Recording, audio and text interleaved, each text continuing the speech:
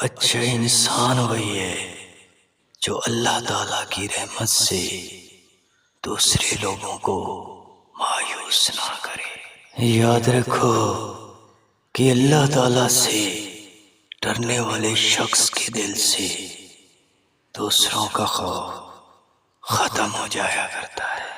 یقین کریں کہ جو شخص گناہ سے زیادہ خوف زدہ نہیں ہوتا وہ اللہ تعالیٰ سے بھی ڈرا نہیں کرتا۔ اے انسان، یقین کریں کہ دین اسلام ہمارے لیے خزانہ ہے اور اس خزانے کا راستہ علم ہے۔ فاسق کی برائی بیان کرنا غیبت نہیں ہوتی۔ یقین کریں کہ بوڑھے شخص کی رہ لینا جوان کی قوت اور زور سے اچھی ہے۔